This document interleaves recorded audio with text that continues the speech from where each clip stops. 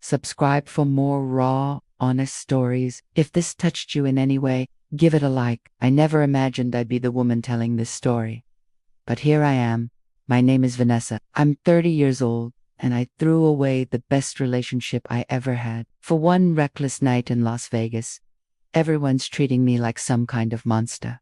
But the truth is, I made a mistake. One lapse in judgment that lasted a few hours, but has followed me every single day since. People act like I planned it, like I went to Vegas with the intention of betraying the man I loved. But I didn't. I went searching for a little fun, a moment of freedom before stepping into forever. And in that moment, I lost control. That doesn't make me evil. It makes me human. And apparently, that's all it takes now to be seen as unworthy of forgiveness. When I met Daniel 3 years ago, I was upfront about who I was and where I'd been. I didn't sugarcoat my past. I'd lived fully in my 20s. I had fun, made mistakes, experimented, and dated casually. Most guys would have walked away the second I admitted all that. But not Daniel. He looked me in the eyes and said none of that mattered. He said he loved me for who I was, now not for who I used to be. It was sweet. Maybe even too sweet. He was always trying so hard to be the understanding one, the cool guy who didn't get hung up on the past. And honestly, it worked. After 3 years of dating, he proposed. I said yes. He was everything I thought I wanted.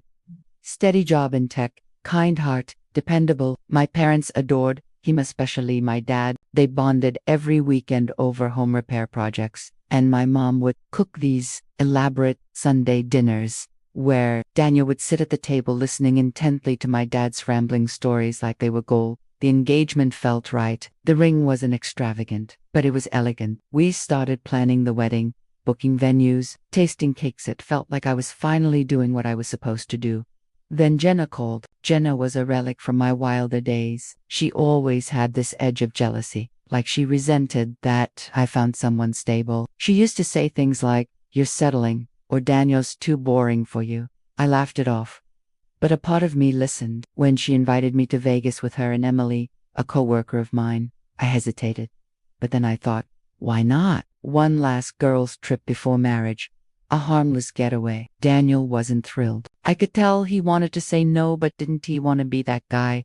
He trusted Emily, at least. She was sweet, grounded, the kind of person who made sure everyone got home safe. Jenna, on the other hand, was chaos personified. Still, I went. The airport bar was our first stop. It was 2 p.m., and Jenna already had us doing shots.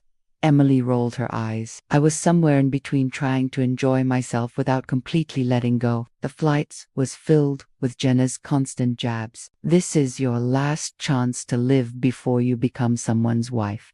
Doesn't that sound suffocating? I kept brushing her off, but it started to gnaw at me. Was I too young to settle down? Was Daniel to save? That night, we dressed up and went out. The first bar was harmless, but then Jenna led us to this high-end lounge where the energy shifted. There were these men well-dressed, confident, and definitely interested. One of them locked eyes with me immediately. He told me I was stunning, that he couldn't believe I was single. I corrected him, told him I was engaged. He just smirked and said, "Even better." That should have been my cue to walk away, but instead, I stayed. I told myself it was just attention, just fun. I wasn't planning on cheating. I loved Daniel. I was just being young one last time, right? The guys invited us to their suite just to see the view. Jenna jumped at the chance. Emily hesitated. I did Chubate eventually. I said yes. I lied to myself, saying it was harmless. But I knew better. Deep down, I knew exactly what I was walking into. The suite was ridiculous glass windows overlooking the strip, designer liquor on the counter, music playing. It felt like a movie. The men were smooth, practiced. I kept drinking. Emily was clearly uncomfortable, pulling me aside and begging me to leave. I told her to go ahead. I'd be fine. The moment she left, the vibe shifted completely. The guys got more physical, more direct. I didn't resist. I didn't stop it. I crossed a line that night, a line I can never The next morning, I woke up alone in that suite, hungover and ashamed.